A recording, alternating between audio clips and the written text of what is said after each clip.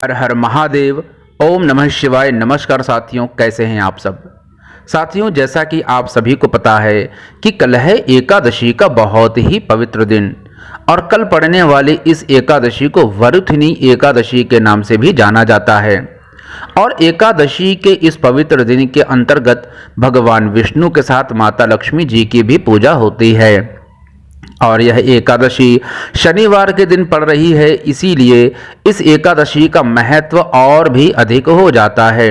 साथियों, आज की इस वीडियो में हम एकादशी के अंतर्गत किए जाने वाले 3 बहुत ही विशेष उपायों के विषय में चर्चा करेंगे, जिससे आपकी सभी प्रकार की मनोकामनाओं की पूर्ति अवश्य हो जाएगी।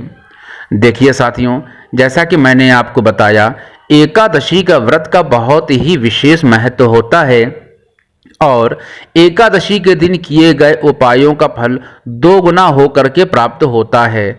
इसलिए इस उपाय को आप अवश्य करिएगा, क्योंकि एकादशी के दिन किए गए सभी उपाय बहुत ही अधिक फल प्रदान करते हैं।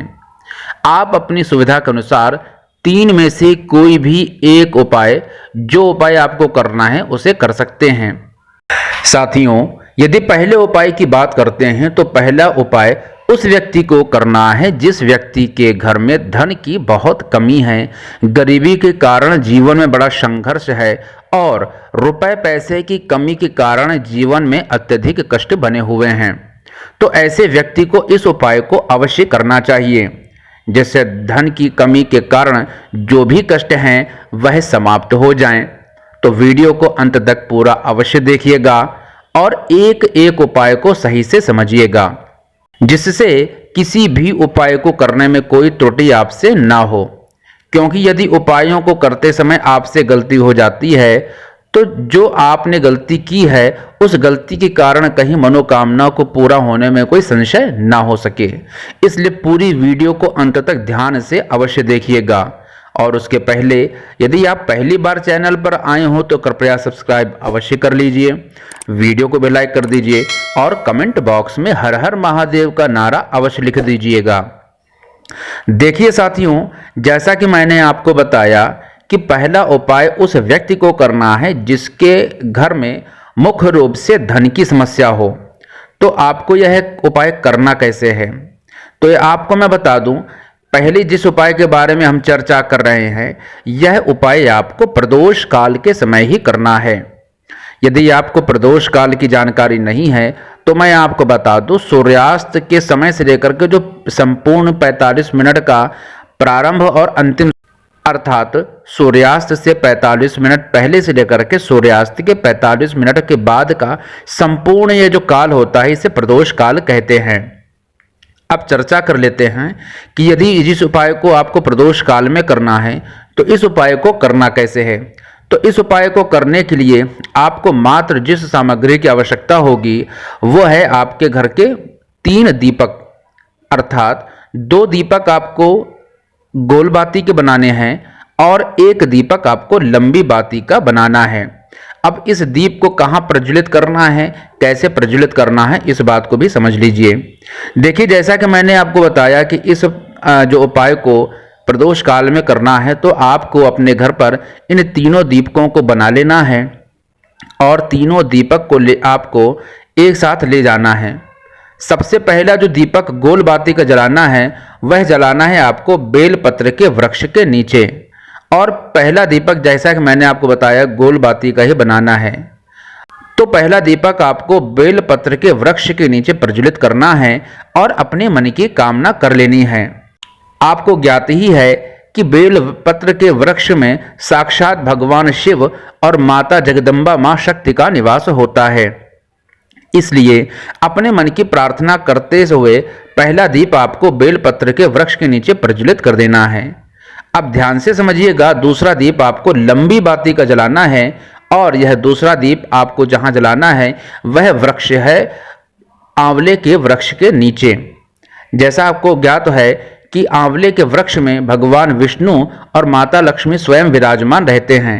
तो दूसरा दीप आपको आंवले के वृक्ष के नीचे जलाना है और अपने मन की कामना कर लेनी है।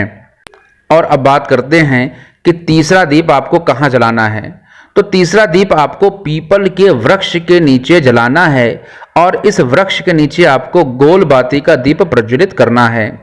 साथियों, जैसा कि मैंने आपको बताया कि इस बार एकादशी का जो व्रत है वह शनिवार के दिन पड़ रहा है, तो आपको प्रदोष काल के समय तीसरा दीप जो जलाना है वह पीपल के वृक्ष के नीचे और पिपलेश्वर महादेव का ध्यान करते हुए ही प्रज्वलित करना है।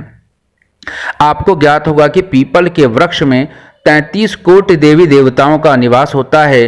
गीता में भगवान श्री कृष्ण ने स्वयं कहा है कि वह स्वयं जो है वो पीपल के वृक्ष में निवास करते हैं।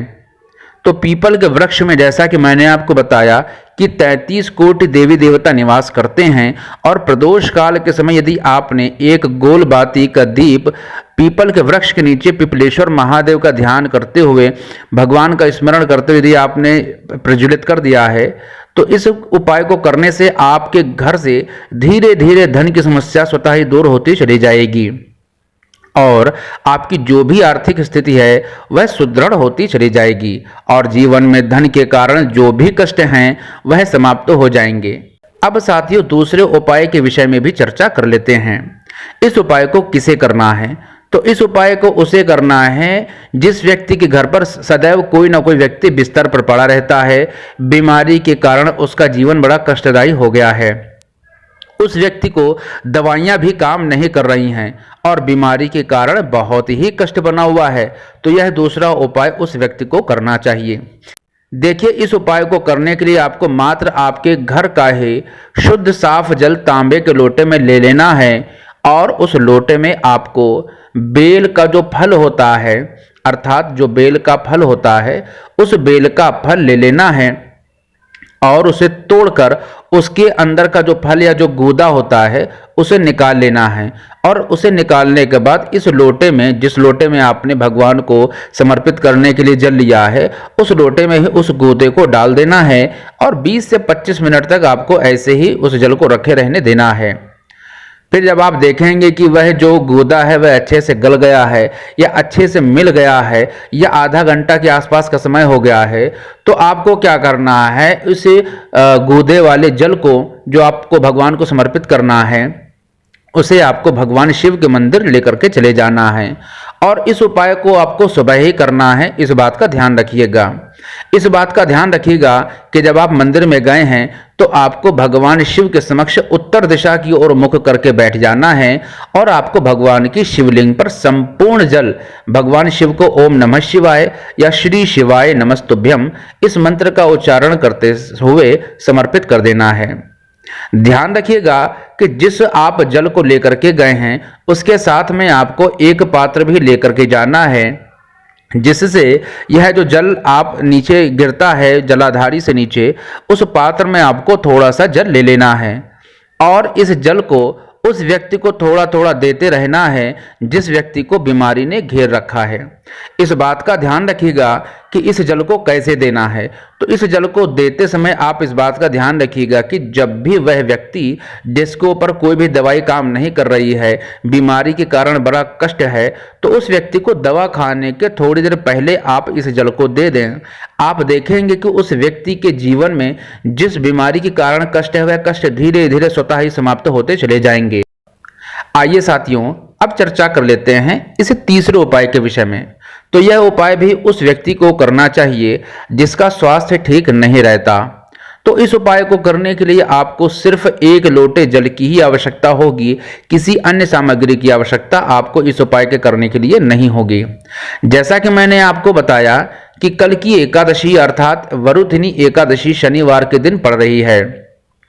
यह उपाय भी शनिवार के दिन किए जाने वाला, अर्थात शनिवार के दिन जो एकादशी पड़ रही है उस एकादशी को किए जाने वाला बहुत ही विशेष उपाय है। तो इस उपाय को करने के लिए आपको एक लोटा जल ले लेना है।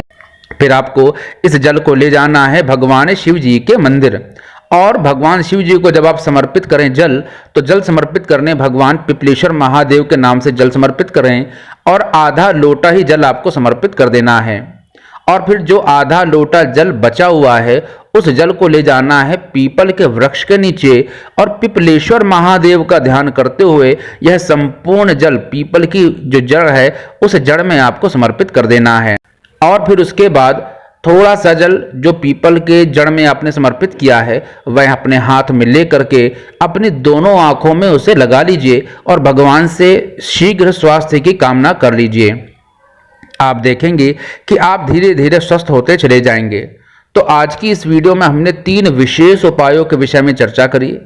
तो आप अपनी आवश्यकताओं के अनुसार जिस उपाय को करना चाहें उस उपाय को कर लीजिएगा।